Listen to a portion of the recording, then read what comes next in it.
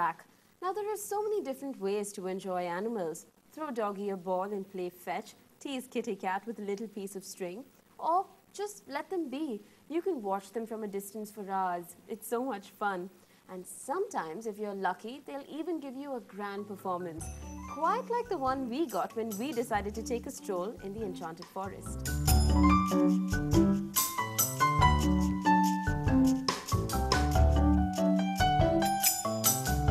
Tall trees that create an emerald green canopy above your head, sunbeams sparkling through the gaps in the leaves, the greyish-green waters of the mermaid pond gently drifting past.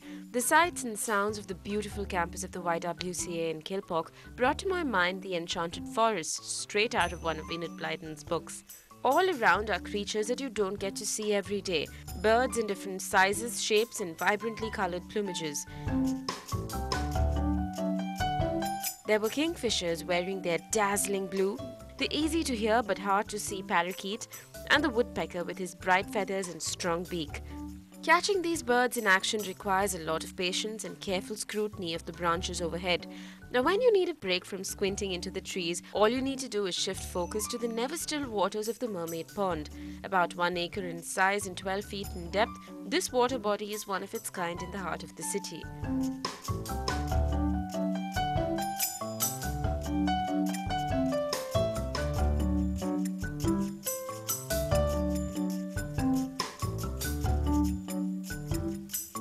From 1998, I've been seeing this pond, and it was my dream that it should be beautified.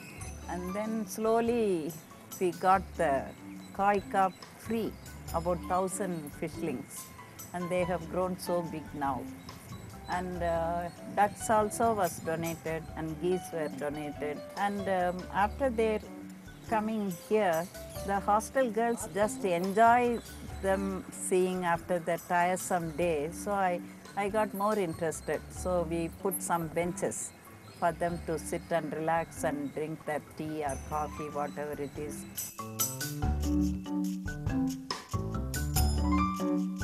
Chirpy the duck and his two friends loved to put on a great show, swimming about in perfect formations. And it was while we were admiring Chirpy that his wild counterpart decided to show off as well. The cormorant too is a frequent visitor to the pond. And then we heard an unmistakable sound.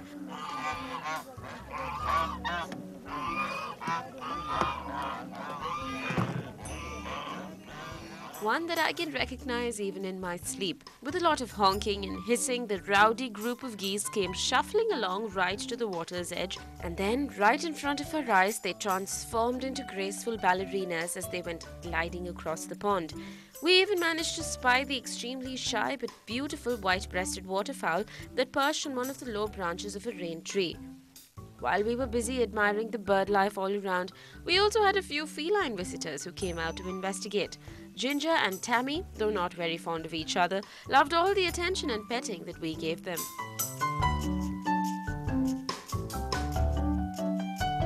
The keocarps that Jean Auntie referred to are a gregarious, noisy lot. Throw in some bread and there'll be much splashing all around. I long to dive in with them. Well, if not that, at least dip my feet in the cool waters. Much to my amusement, I found that some of the fishies, not the carps, but the little brown ones that came right up to the stairs, loved to nibble on my toes. Yes, they are. You got that? Only goes to show that animals, fish included, appreciate variety in their diets. I mean, there's only so much bread one can take.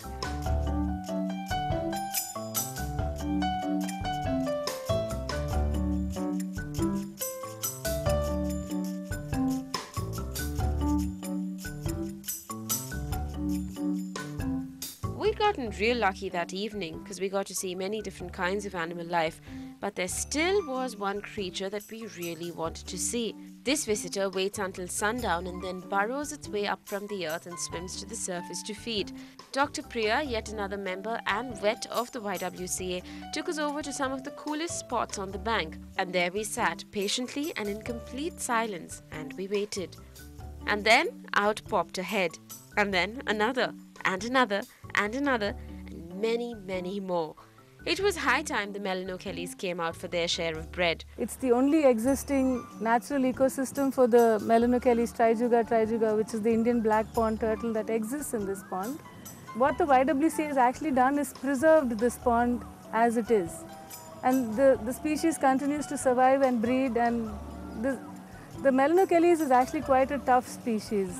It doesn't fall into an endangered category, but it will soon if all the natural habitat were to get destroyed. So what happens with these turtles is they breed throughout the year, and they basically feed on anything. They almost call like the scavengers in the turtle community.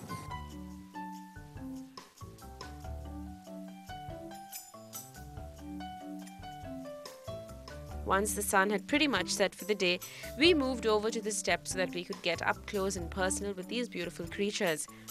As I sat there thinking that no turtle was possibly going to get past the boisterous Keocarbs, I saw a little head swimming right at me. Past the bullying fish and even past the first few stairs, this turtle was a bold little thing. In fact, it swam right up and perched on my feet as if to say, "Okay now, where's my bread?" Dr. Priya and me decided to call her Ariel, and very soon a couple of more of Ariel's friends came up to get their fill. What a beautiful world exists here at the YWCA, an ecosystem that's in perfect balance. Of course, the only thing that disturbs this balance is humans, as is usually the case.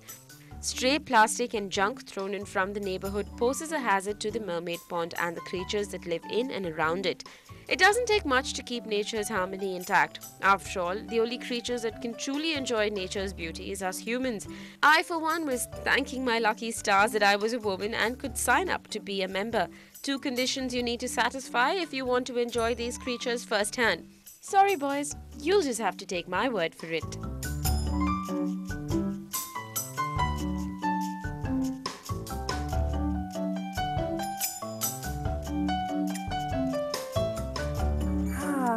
This is sheer bliss. It's so therapeutic. I mean, there's peace and quiet and a nice pedicure for just a few slices of bread. We're going to stay real quiet and hope that a few more of our shy underwater visitors will pop their little heads above the surface. To be or not to be caged, Ranjit Daniels tells us what's best for the birds. Stay tuned.